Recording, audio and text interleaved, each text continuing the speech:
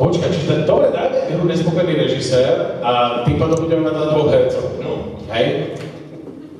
Tak to je parádní večer. OK, čo studuješ ho? No. Výsledný princíp hry Nespokojný režisér, ten spočíva v tom, že jeden z režisérov... Že nezrovna byli ty dva herci, který já miluju. Nespokojný režisér spočíva v tom, že... Ivan Kurej, ty vole, alebo Štěpán. A se poseru. Táto hra spočíva v tom, že Nespokojný režisér, ako vidíte už teraz v tejto chvíli, on hrá. A bude režirovať nejaké dielo. Keďže máme dvoch hercov len, tak by bolo dobre, keby... Je to jedno, je to úplně jedno. By to bol nejaký dobrý, pekný dialog medzi dvoma ľuďmi a... Je to úplně jedno, ti říkám. OK. Čiže čo by mohli hrať? Akú nejakú známú scénu, dialog z nejakého filmu, alebo... Dej tam šanci. Jo, dobrý, ti víte, koši, že já na vás mám slabost, tyjo. Mám vás fakt rád, oba dva. No, čiže aký dialog by ste rádi videli z... Je to jedno, ti říkám. Ale skúsi si vybrať niečo. No, mohli by to byť dva chlapy, nech to necháme trošku teda také, že nech to zostane medzi dvoma chlapmi. Mohlo by to byť napríklad niečo, nejaký western napríklad, hej, povedzme. Jo, western, jo, ty se pro to narodili. Dobre, no tak Pojď s nimi, podbojové, ty vole. takto, pozor, ja len vysvetlím, že o čo tu teraz ide a prečo je už pán Sokol už teraz nasratý. Totižto medzi časom tu vznikli také dva charaktery, jeden z nich sa volá Ivan Kurej a druhý z nich sa volá Luboš Štěpánek. Luboš Štěpánek. Jedná sa o dve herecké realita, v podstate úplne nemožných hercov. No a teraz neviem, sa myslíte, každopádne tá situácia je taká, že pán režisér, Ondra bol na nejaké dovolené, počas tej dovolené, herci skúšali, to znamená naši dva herci, naskúšali si to, čo práve uvidíte, hej, krátky úryvok. Ale režisér s tým asi nebude úplne spokojený, čiže to zastaví, opraví, urobí s tým, čo chce, až kým s tým spokojný úplne nebude. Obávam sa, že k tomu ale dnes večer nedojde. To len tak akože pre informáciu. OK?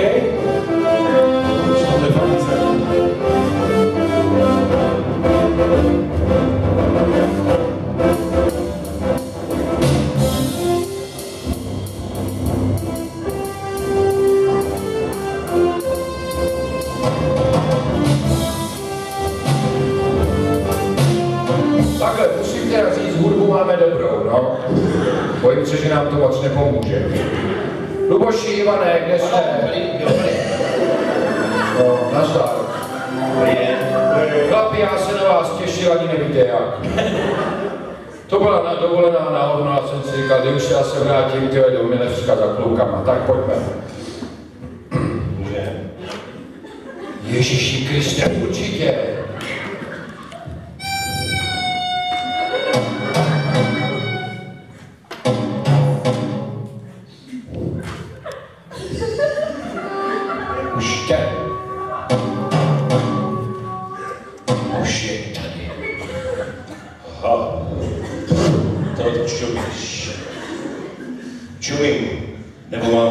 Nebo tu mám oči.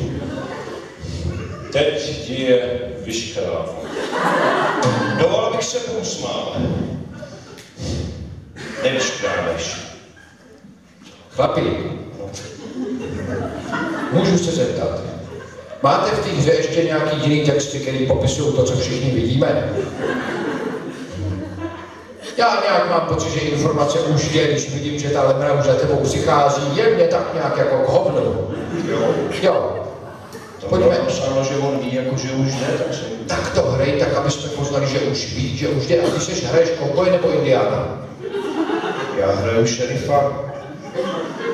Šerifa. Železničního šerifa na divokým západě asi hraješ.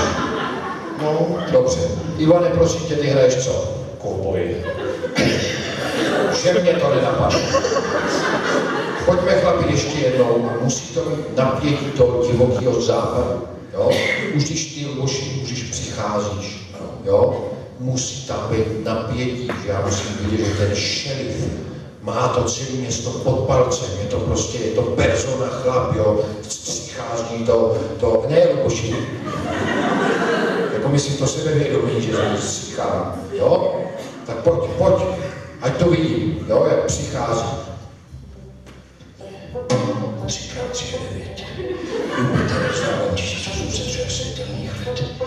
Jsem každý 28. Luboši, no, jsi si jistý, že jsi to hrál v té samé hře? Jirka mě to utekla, jsem měla to sebevědomí. Dělej ho potíž, ať z něj září, rozumím, jo? Luboši, neboj se, ty to dáš, pojď, no.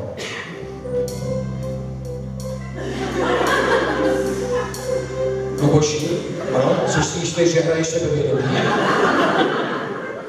Já mám pocit, že hraješ spíš průjem, ale jako, nejsem si jistý, že to nevěděl. Ne. Tak pojď ještě jednou a prosím tě, ať září sebevědomí, no.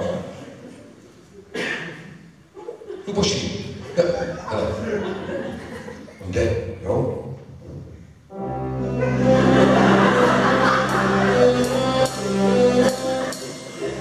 Jo, a ty musím vidět, jo, že on, když se dívá i doprava, i doleva, on ví. Co? Všechno. Jo, tak to. Pojď, Luboši. Ne, tak má obrnu, je to dobrý, je to tak jo. Pojďme to hrát o tom, že měl obrnu a vybojoval ten svůj ten a jestli se z něj už i šerif, no, tak pojďme. Jsem myslel, že jsem jako naznačil, že mýval koně, jako že jezdí koně.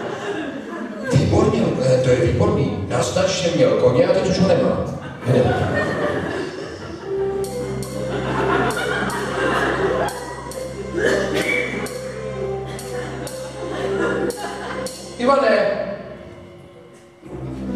Ivane, co to neseš?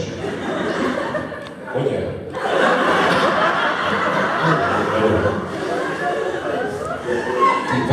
Ty vlečeš koně, Ivane, maximálně.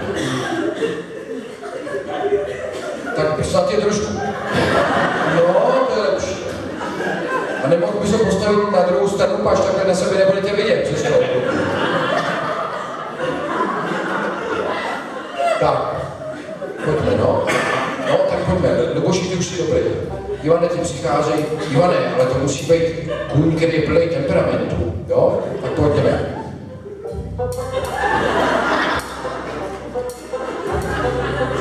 Sedni.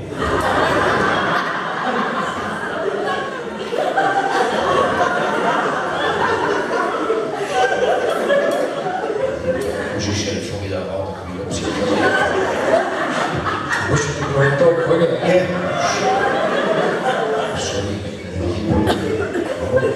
Tak jo. No tak ale ten si sednul letenku, tak to musím vidět, ne, Ivane? Tak, no.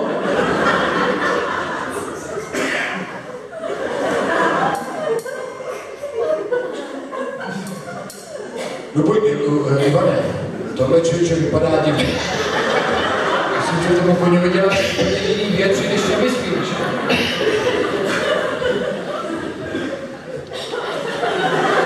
To je furt vypadá úplně stejně.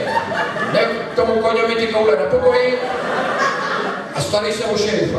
No, jaký máte problém mezi sebou? No. To mě neříkejte, on mě zahrajte. Pokračuj, no. Prodám koně. Za $1. Nemůžu si ho koupit, mám nějaké problémy. Jaké máš problémy, já ti je vyřeším.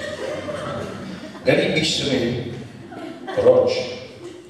Chlapi, já si myslím ještě, že jste si vybrali dobrou hru.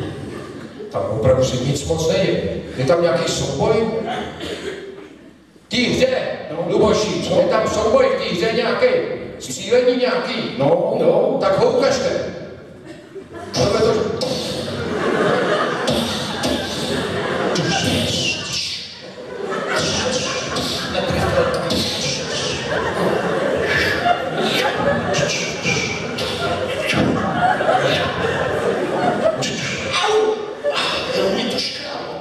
Hele, chlapi, konečně to začíná být zajímavé. Tohle jste si připravili dobře. Kdo to vás to dělal? Kdo to připravoval? Ty, Luboši, výborná věc. Tak pojďte, a může to být trošku, přece jenom ještě víc v pohybu? Jo, tak pojďme, no.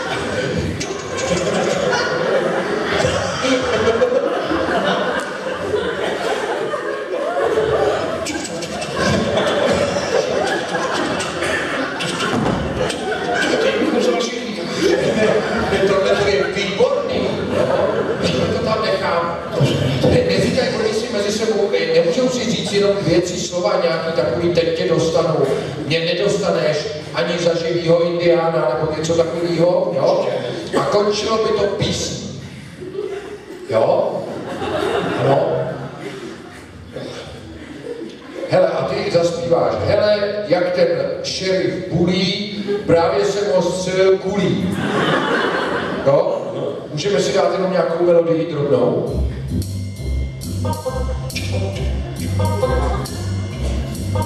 Jenom ten text.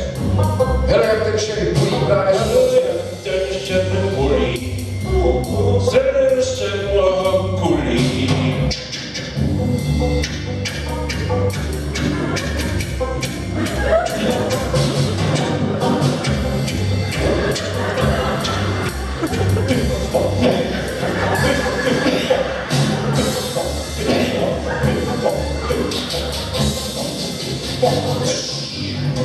To prší než 220 volných. Já chrupším kluci okolo.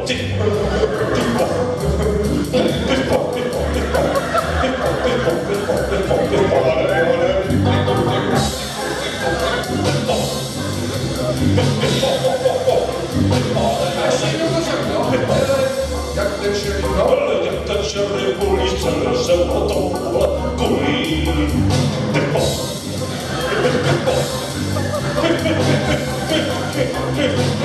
A tančí to, no?